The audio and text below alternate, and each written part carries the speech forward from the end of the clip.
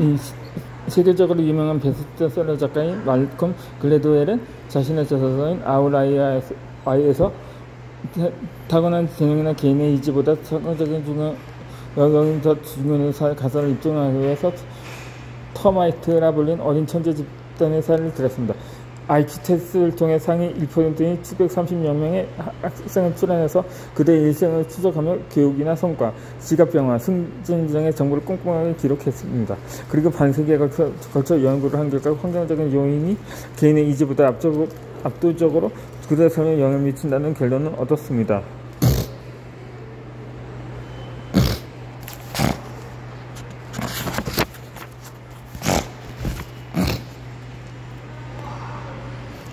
그렇게 오랫동안 알고 지내서도 나를 운운하기보다 의심하고 부정적인 의견만을 전하는 지인들과 보내는 시간을 의도적으로 두려야 합니다. 대신 나를 응원해주고 긍정적인 마음가짐을 가진 사람들과 함께하는 시간을 늘려야 합니다. 스탠포드 대학교 사회학과 교수인 마크 그라노베트는 약한 고리의 강한 힘에 대해 설명합니다. 이는 길며 오래된 관계보다 실질적으로 우리의 삶에 긍정적인 영향을 주고 도움을 주는 건 다수의 느슨한 관계라는 의미입니다. 그렇게 좋아하는 것을 찾았지만 주변 환경에 의해 망설이고 있다면 과감하게 내 주변 환경을 바꿔야 합니다. 두 번째로 비교하지 않는 연습이 필요합니다. 사회 비교와 사회적 유혹에 대한 우리의 실천지는 강력한 욕구입니다. 우리는 타인과의 비교를 통해서 우리의 의견과 행동을 옳고 그름을 끊임없이 확인합니다. 그리고 때로는 우리보다 못난 사람들을 보며 그래 내가 쟤보다 낫다고 여기며 의상을 회복하고 따뜻한 사람과의 좋은 시간을 통해 외로움과 해결하기 위해 예를 들어 만나면 기분이 좋아지는 친구인 사회적 유대와 만나면 내가 일시적으로 자존감을 회복할 수 있는 못난 친구인 사회 비교가 있습니다. 만약 둘 중 한 사람을 앞으로 계속 만나야 한다면 여러분은 누구를 선택할 것인가요? 이 서울대학교 심리학과 연구팀은 사회적 유대와 사회적 비교의 대결이라는 제목을 정하고 실려는 신론을 전가했습니다. 우선 참가자들에게 중요한 실험을 같이 채점한 결과 그들의 점수가 60점이라고 알려주었습니다. 그리고 두 명의 친구에게서 시험 점수에 대한 문자를 받았다고 상상하게 했습니다. 첫 번째 친구는 그 시험에서 90점, 두 번째 친구는 40점을 맞았다는 상상이 있었습니다. 90점을 받은 친구는 나보다 유능하지만 만나면 늘 기분이 좋고 나를 행복하게 해주는 친구, 40점을 받은 친구는 나보다 무능하면 늘 에너지가 빠지는 친구였습니다.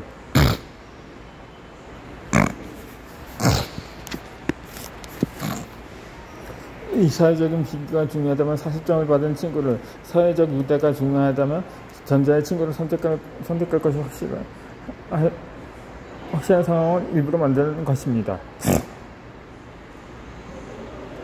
이 연구팀은 실험 전에 미리 참가자들의 행복 점수를 측정해두었고 그 결과에 따른 행복도가 높고 자신의 선택에 확신을 가진 참가자들이 누구와 더 시간을 보내고 싶어 하는지를 분석할 수 있었습니다.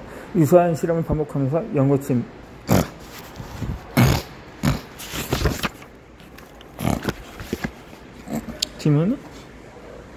행복한 사람들의 누구보다 자신보다 뛰어나더라도 만나면 기분이 좋아지는 즉 유대감을 형성할 수 있는 친구들을 선호한다는 사실을 발견했습니다. 그리고 행복도가 낮은 사람들을 만났을 때 에너지가 빠르더라도 불행한 사람을 선호한다는 점도 알게 되었습니다. 즉 행복한 사람들은 유대감을 주는 사람들을 선호하고 행복하지 않은 사람들은 우월감을 느끼게 해주는 사람들을 선호한다는 결과였습니다. 앞서 말한 부분들을 이용해서 우리가 무언가 새로운 것을 시작할 때 필연적으로 현실해야 할 것이 바로 주변 환경과 비관 획정입니다. 이들을 연관되어 있습니다. 비관 속에 우리가 벗어나고 싶은 환경 속으로 자발적으로 들어가는 것과 마찬가지입니다. 나보다 잘난 사람을 보며 이걸 잃게 되고 나보다 못한 사람을 보며 우월감을 느끼게 됩니다. 그런데 우월감이 나에게 만족감을 주는 것은 잠깐이고 결국 다시 불행해지기 쉽습니다. 내가 무언가를 할 때는 나의 만족감이 우선으로 바탕이 되어야 하는데 타인의 시선과 누군가의 비교가 우선시되면 그 일을 지속하기가 어려워집니다. 그러니 만나는 사람들이 부정적인 미래지향적이지 않다면 긍정적이고 미래지향적인 사람을 만납시다. 비교하고 경쟁하는 목표지향적인 가치관보다는 그 과정에서 행복감과 유대관계를 주는 과정중심적인 가치관을 갖고자 노력합시다. 이 두 가지 사항만 변화시키더라도 우리는 타인의 시선에서 자유로워질 수 있으며 하고 싶은 일에 더 집중할 수가 있습니다.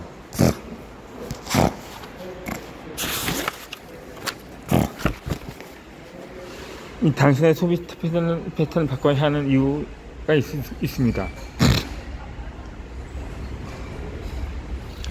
저는 돈보다 다양한 경험을 쌓는 일이 더 중요하다고 생각해요. 그런데 주변에서 그런 적 좋게 보진 않아요. 미래를 생각해서 돈을 모으래요. 어떻게 해야 하냐고 묻는 사람도 있습니다.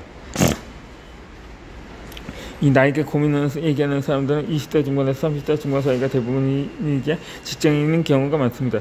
그들의 공통적인 고민 중 하나는 좋아하는 일을 찾기 위해 금전적인 비용을 어느 정도 투자하는 것이 적당한가입니다.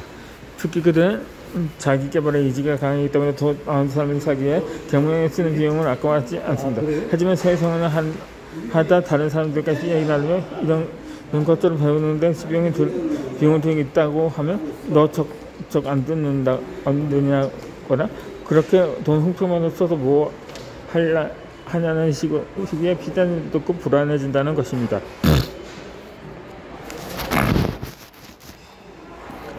이 소비는 크게 두 가지로 구분될 수 있습니다. 첫 번째는 소유물을 사는 소비인 물질 구매를 하거나 두 번째는 경험을 사는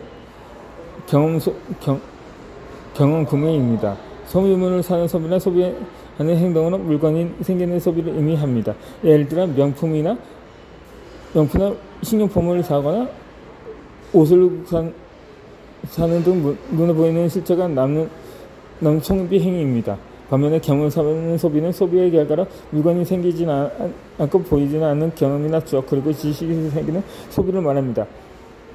즉 해외여행을 가거나 좋은 영화를 관람하거나 지식을 습득할 수 있는 교육에 투자하는 등의 소비를 일컫습니다.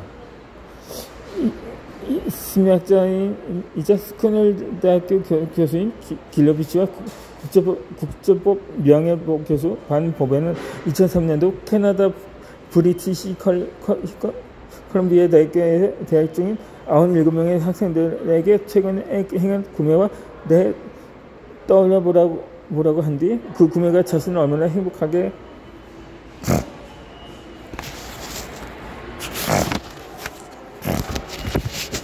만들었는지를 이어서 9가지의 숫자로 나타내달라고 했습니다.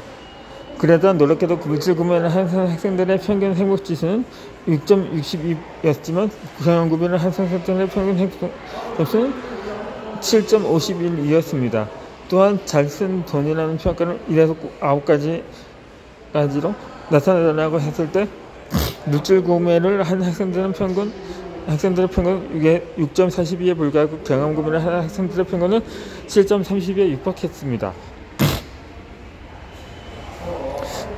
이 경험 구매가 왜 물질 구매보다 행복에 더 큰 영향을 미쳤는지에 대해 길러비시 교수와 반부부 교수는 이 세 가지 이유를 말합니다.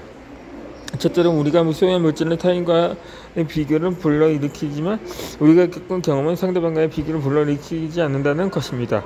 소유는 본질적으로 물건이기에 비교하기가 쉽습니다. 자동차라든지 가방, 보석, 아파트 등 물건의 가치는 돈으로 쉽게 수출되기 때문에 비교가 용이합니다. 물건을 구매하더라도 타인 소유 물건과 특별히 비교하게 되고 필요적으로 불행해질 수밖에 없는 상황에 놓이기 쉽습니다. 반면에 경험은 물건이라는 실체가 존재하지 않기 때문에 누군가와 비교하기가 어렵습니다. 여름에 제주도 여행을 하면서 한 달 전에 간 친구는 더 재미있을 텐데라 하면서 비교할 수 있을까요? 뮤지컬을 보면서 내 친구 더 퀄리티가 좋은 공연을 봤을 거라고 비교하지 않습니다. 단순히 소유와 달리 경험은 지금 여기에 집중한 덕분에 얻게 되는 추억과 감정을 중시합니다.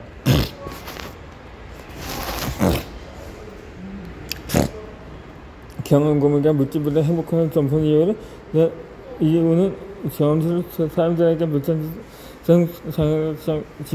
기하기 때문입니다. 한 사람은 마찬가지로 다른 경험보다 몇천 척과 같습니다. 경험이 쌓일수록 살림이라는 이야기가 풍성해서 그 사람만의 개성이 더 다듬어집니다. 우리가 물건들을 얘기할 수 선정한다고 말할 수 있을까요? 물건부터 할 수 있는 물건을 부분 우리가 내적 자아를 표현하기 하기는 힘듭니다.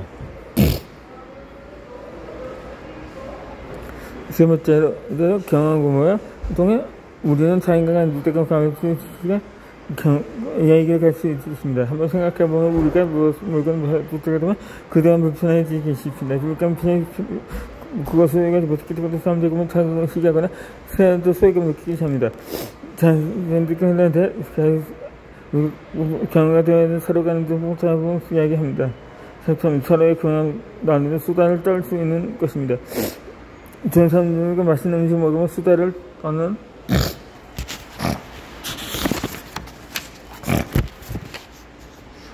상상을 해봅시다.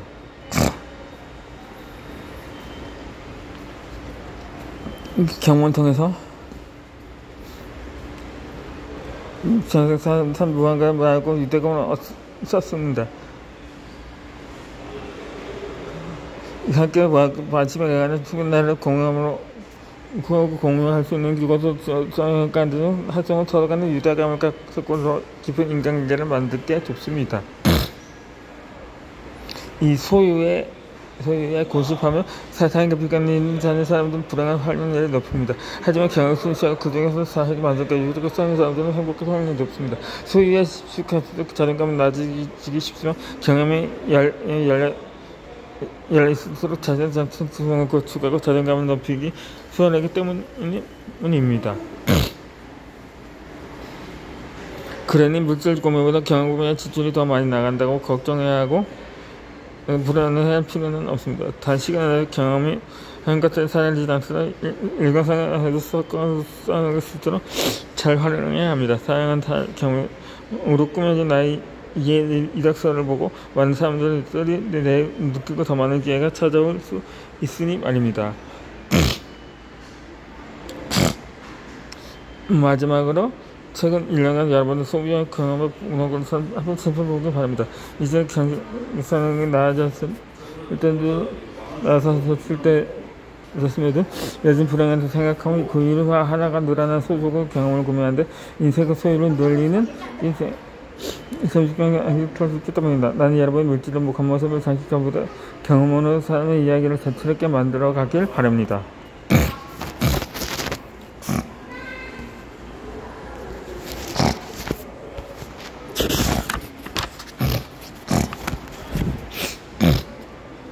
스피크에 의지 말고 자기 자신에게 의지합시다.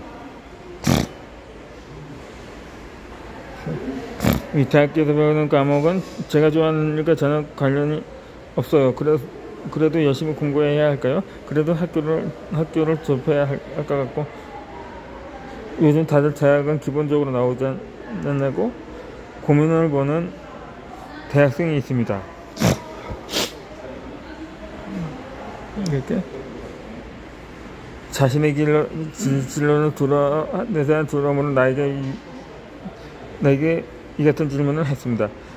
그는 군대를 막 제대하고 복학한 학생이었고 그 자신 성찰하는 과정을 통해서 좋아하는 일과 잘하는 일을 찾았다고 했습니다. 하지만 단순히 좋아하는 일을 하기에는 경험이 부족해서 확신이 없고 대학 졸업장은 무조건 따야 한다거나 대학 공부를 열심히 하는 애들이 나와서도 잘 살고 된다거나 취직하고 안정적으로 살라는 부모님과 주변 어른의 말에 마음이 복잡하고 혼란스럽다고 했습니다.